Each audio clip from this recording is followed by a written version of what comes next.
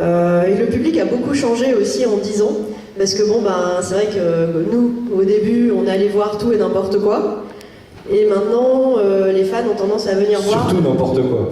Beaucoup n'importe quoi. Et maintenant, les gens se déplacent moins pour des groupes qu'ils aiment pas ou qu'ils aiment moins. Ils viennent surtout voir le groupe dont ils sont fans. Et après, les autres, bon, bah, ils préfèrent passer leur tour. Et puis, il y a tellement de multiplication de concerts, ça a un peu tué le marché. Et après, on a les Coréens qui sont arrivés. Et alors là, les Coréens, ça a été la vague, la déflagration totale au niveau des concerts. Et ça a pas mal concurrencé la musique japonaise. Pour moi, il y a deux phénomènes. Il y a évidemment l'arrivée de la Corée avec toute l'industrie qui s'est mise à tirer dans le même sens pour proposer des artistes en France avec même des concerts clés en main. J'imagine que... Ah oui, mais c'est clé en main. C'est un les catalogue Coréens, qui se déplie, et voilà. Musique Bank in Paris notamment, et de l'autre côté, au niveau japonais, il y a eu aussi l'apparition de tout le phénomène des anisong, avec des groupes qui sont connus, finalement comme au Japon, c'est exactement comme ça que ça se passe aussi là-bas, c'est des groupes qui sont connus parce qu'ils ont fait tel opening, tel ending. Et parce que la musique est tellement, le champ musical japonais est tellement vaste qu'on se raccroche à ça en se disant « Ah, c'est le groupe qui a fait ça, ok, c'est cool. Ah, c'est le 9e ending de Bleach, ah ok, c'est cool. » Flo, notamment pour Naruto, ou Takacha pour Bleach, ou des choses comme ça. Lui pas passé en France, mais Flo est passé en France. Et puis donc aussi, par extension aussi, les seiyuu, qui sont également des comédiens de doublage, mais aussi chanteurs généralement. Oui, tout à fait. Mais des seiyuu, il y en a pas. K-pop et de l'autre côté, en général, en France, il n'y a pas de concert de seiyuu. Ça se fait pas trop, quoi. Pour l'instant, en tout cas. Pour mais il y a l'instant. une demande. Voilà. Pour l'instant, sinon il vous reste Nico Nico Dolga. C'est cool aussi. Ouais, et éventuellement, ouais. C'est le YouTube japonais, pour ceux qui ne connaissent pas. Donc demain, je veux aller voir un de vos concerts, enfin un concert donc, de G-Music. Donc je peux aller où? Au Stade de France, au Zénith Non, alors au Zénith parfois. Bon là, il y a Gazette qui passe au Zénith dans un mois. Mais souvent, c'est plutôt des salles. Alors il y a eu beaucoup le Bataclan. Malheureusement, maintenant le Bataclan, c'est un peu fini. Mais sinon, c'est des salles type Divan du Monde, la Machine du Moulin Rouge, la Boule Noire, sur Paris, et après en Europe. Donc pareil, en général c'est l'Allemagne, l'Angleterre, tous les pays européens. En Allemagne, il y a une énorme fanbase de musique japonaise, un peu comme en France, où ils sont là depuis une bonne quinzaine d'années, et c'est des gens qui sont fidèles, exactement comme le public français en fait. On retrouve le même type de phénomène. Pas tout à fait sur les mêmes groupes, parce qu'il y aura plus de rock, plus de punk. Ils sont plus métal en Allemagne. Des groupes comme Balzac qui sont passés complètement inaperçus en France, qui ont fait une tournée notamment en France, mais qui en Allemagne sont vendus dans les bacs de CD normaux, donc pas du tout dans les bacs de CD étrangers. Ouais, tout à fait. Dans la variété internationale, comme on dirait à la FNAC par exemple. C'est pas de me parler de l'Europe, mais bon, moi j'habite au Bagne par exemple. Je peux espérer voir un jour un groupe à Aubagne en bas de chez moi faire un concert? J'avais pas compris où t'habitais. J'ai compris que j'habite au Bagne, mais le Bagne. Je connais les bitomanes. Ça, c'est les Parisiens, ils connaissent pas d'autres villes que Paris. Au Bagne, c'est déjà Toulon, c'est limite. Donc au Bagne, oui. Alors, écoute, de temps en temps, il y a des tournées qui partent quand même en province. Là, par exemple, Dio, dont parlait Damien, ils ont joué à Colmar hier soir. Donc c'est quand même, les gens se déplacent. Il y a des fois des concerts à Marseille. Bon alors, c'est toujours pareil, c'est une question d'argent. Donc si les gens en province ont fait un concert, mais qu'ils n'achètent pas les billets parce qu'ils préfèrent venir à Paris, ben forcément, il n'y a plus de concerts en province. Donne-nous un espoir, parce que je ne suis pas dans le business, donc je ne sais pas comment vous comptez vos sous à la fin, mais du coup... Alors on les compte pas beaucoup parce que souvent c'est déficitaire déjà. Mais est-ce que quand tu me dis ça que ça gagne pas d'argent, est-ce que c'est ça que ça gagne pas d'argent au niveau de la tournée en entier ou au niveau simplement du concert? Non, en général c'est au niveau de la tournée. Voilà, parce que du coup, il se peut qu'il y ait une date qui ne remplisse pas et une autre qui remplisse beaucoup. Oui, alors ça peut arriver. Donc souvent en province, malheureusement, ça remplit pas beaucoup. Alors que les gens arrêtent pas de demander des concerts en province, mais au final, quand on en fait un, ils y vont pas. Donc il y a des fois on se pose des questions en fait. On se dit tiens, on va leur faire plaisir, on va faire une date en province, à Aubagne par exemple. Et finalement à Aubagne, personne vient quoi. Enfin, donc faire un concert devant 20 Pékin, c'est juste pas rentable. Déjà qu'à Paris c'est pas toujours rempli, donc en province... Donc en province c'est mort quoi. Puis c'est limité parce que les gens veulent vraiment un style de musique, ils veulent vraiment certains artistes. Aussi.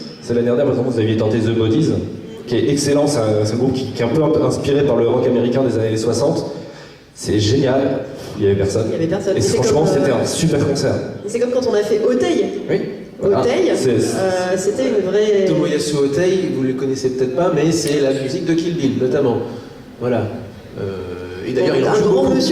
Un grand monsieur Il en joue du beaucoup. rock Et au japonais. Japon, tout le monde le connaît. Et la Au Japon, c'est salle, une big star.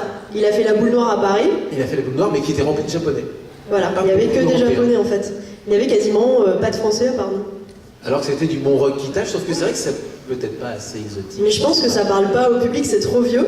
Il y a un souci aussi après quand les artistes sont trop vieux, ça parle pas Kill Bill, forcément au c'est public il y a pas actuel. longtemps. Comment ça, c'était il y a 10 ans 15 ans, merde. C'est pas actuel. C'est pas Les actuel. gens, quand ils entendent, de toute façon, c'est Téléfoot, hein, c'est pas Auteuil. Eh oui. Oui, c'est Téléfoot. Qui regarde Téléfoot? Non, pas la jeune fille blonde. Bon, donc nous avons une personne qui regarde Téléfoot. Bah là, dans Téléfoot, effectivement, le générique, c'est Auteuil, mondialement inconnu, donc en France. C'est ça. Petite anecdote d'ailleurs, Voilà, on parle. pour répondre à la question, là on réessaye un peu d'aller en province, donc avec Dio notamment et avec un autre groupe qu'on va faire suite à la fameuse annonce. Et j'espère que cette fois-ci les gens seront présents, parce que si là ils viennent pas, ben, malheureusement je pense que la province on va vraiment arrêter.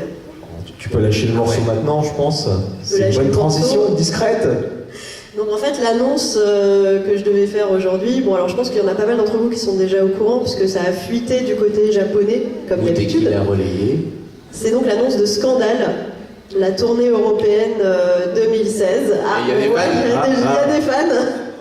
En septembre. Voilà, donc ce sera en septembre et il y aura une date à Marseille. Donc voilà, donc on espère que là les gens seront contents et que les gens du Sud iront à Marseille le 20 septembre parce que ça va être, normalement ça devrait être un beau concert et ça devrait être sympa. Donc vraiment, j'espère que cette fois-ci, les gens répondront présents et viendront voir les filles de Scandale qui sont vraiment super. En plus, en concert, en général, c'est vraiment bien. C'est du bon show, c'est vraiment sympa. Qui ont sorti d'ailleurs récemment, le mois dernier, un nouvel album qui s'appelle Yellow. Voilà pour leur actualité. Elles-mêmes sont super sympas en plus. Oui, en plus, Voilà, elles sont super gentilles, donc si vous avez la chance de pouvoir les rencontrer après ou avant le concert, vous pourrez discuter avec elles, elles sont... Non, elles sont pas mignonnes, non. Sans maquillage, non, mais... Mais avec maquillage, elles sont très mignonnes. C'est pas vrai. Il est méchant, elles sont mignonnes. Tu vas carrément balancer non, je sais pas. Elle joue en Non, playback. non, non. Ah non, elle joue en vrai, voilà, merci. Non, elle joue vraiment, c'est pas du playback. Elle joue vraiment et elle chante vraiment. Il faut le dire parce qu'il y a beaucoup de gens qui pensent qu'elle joue en playback. Mais non, non, hein, pas du tout, c'est pas des Coréens. Ah, j'aime bien comment tu dis ça, oh le taunt. Mais attends, tout le monde sait que les Coréens c'est du gros playback. Allez, bim, balance. Ouais, elles sont heureux. Pour chanter, par contre, il y a des groupes qui jouent vraiment. CN Blue, FT, ils jouent vraiment la Si musique. elle joue, oui. Mais après, quand ils chantent sur leur voix. Bah, en même temps, ils dansent. Semi-playback. En même temps, ils dansent tellement. Oui, que mais c'est même si possible. elle Blue, hein, ils chantent sur leur voix. Mais donc, oui, pour parler de Scandale, je les ai vus en studio et c'est vrai que musicalement, elles envoient, elles sont très très bonnes. Ouais, c'est vraiment du bon concert, donc j'espère vraiment que les gens seront là et que vous viendrez nombreux à Marseille. Bon, mais pas au bagne donc. Bah non. Au bagne, pour Mais après aussi le souci pour faire des concerts en province, c'est au niveau technique. C'est-à-dire que les Japonais demandent énormément de choses en technicité musicale, et du coup c'est pas évident de trouver des salles qui sont à la hauteur de leurs attentes. C'est vraiment compliqué au niveau du matériel, au niveau de la salle, la configuration. Donc malheureusement on ne peut pas non plus aller partout pour faire des concerts en province. C'est vraiment compliqué. Je vais faire un petit peu d'autocongratulation pour vous, parce qu'on n'a pas trop parlé, mais il y a quelques festivals qui permettent maintenant de faire venir des invités japonais. Le JE Livehouse par exemple, il a changé de nom, mais une scène musicale à Japan Expo dédiée donc aux artistes musicaux depuis plusieurs années. La scène Karasu, merci. Ouais, c'est ça. Est-ce qu'il y a des gens qui sont déjà allés à Japan Expo Villepinte dans la salle? Ah, il y en a plein. la scène Corbeau en fait. Bon, voilà, il y a une petite scène aussi plus modeste, mais sympa aussi à Japan Expo Marseille. Quelqu'un est allé à Japan Expo Marseille dans la salle? Bien, bon bah, fidèle. Bon, en même temps, Marseille, c'est pas loin de chez vous. Hein. Et voilà, c'est vrai que vous, ici, à Mangasure, vous avez de la chance d'avoir beaucoup de groupes. Trois artistes quand même ce week-end. Je pense qu'il y a beaucoup de vos petits camarades dans d'autres villes de France qui seraient un peu jaloux. En l'occurrence, ce week-end, vous avez plus d'artistes japonais que l'on a eu de Japan Expo Marseille cette année. Donc savourez cette chance, d'autant plus que ça fait des années que ça dure et j'espère pour vous que ça va encore durer. Et voilà quoi, franchement, vous avez disons que le super souci, c'est qu'il y a quand même de moins en moins de gens qui viennent au concert, et s'il y a de moins en moins de gens, ben, il y aura de moins en moins de concerts, voire plus du tout. Mais vraiment, C'est vraiment le problème. tu le constates. Ah mais c'est un truc de fou. Les gens ne viennent plus au concert. C'est pas du tout comme nous à notre Mais époque. regardez, mon Dieu, les gens. Dès qu'on voyait un groupe japonais, on y allait. Bah maintenant, il y a tellement de concerts, tu vois, du coup les gens ils ont le choix. Ah, il y a trop de choix. Ah mais oui, il y a trop de choix. En fait, il y a trop de choix. Et après, t'as les groupes connus, les groupes pas connus. Alors les groupes qui avaient splitté mais qui se reforment pour revenir, qui resplitent après. Enfin, tu vois, c'est compliqué quoi. Non, puis comme maintenant, on est obligé de faire venir des artistes plutôt connus, les concerts coûtent plus cher à organiser. Et donc du coup, le billet coûte beaucoup plus cher Voilà. aussi. Voilà. Donc, mais souvent les concerts sont déficitaires. Il faut pas croire, on s'en met pas plein les fouilles. Hein, c'est même plutôt l'inverse. Et tu as Internet. Et tu as Internet. Internet, ouais. Concert en live. Mais s'ils vont plus au concert, c'est peut-être parce qu'ils achètent des CD. Il y a eu des tentatives il y a quelques années, des créations de... Oui, alors il y a eu des maisons d'édition, enfin des labels de musique qui se sont créés il y a quelques années. Et malheureusement, ça n'a pas perduré puisque ça n'a pas marché en fait. Déjà, les CD ne sont pas diffusés dans les réseaux type Fnac, Virgin. Bon, enfin, Virgin, ça n'existe plus, mais à l'époque, c'était pas diffusé. Donc c'était quand même compliqué à trouver. Enfin, on pouvait pas dire, je vais à la Fnac pour acheter un CD de X Japan. Ça n'existait pas. C'était une mini boutique ou par internet. Comment ça se fait? Les labels étaient trop petits ou Non, c'est des questions de diffusion en fait. Pour diffuser à la Fnac, il faut payer.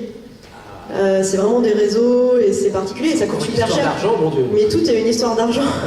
C'est ça qui est triste en fait, c'est que tout est une histoire d'argent entre les taxes, la SACEM, le réseau à payer, les dividendes à reverser aux artistes et tout. Au final, un CD que vous vendez 20 €, vous touchez même pas 2 € dessus quoi. Vive ma vie de label franco-japonais, effectivement. Et les versions HK qu'on parlait tout à l'heure, qui étaient moins chères que la version française. Et qui venait faire concurrence, exact. Exactement, et qui des fois avaient des plus beaux designs en plus à l'époque que les versions japonaises qu'on payait une blinde. Non mais c'est vrai. Dans le même thème, la question suivante s'adresse plutôt à Alan.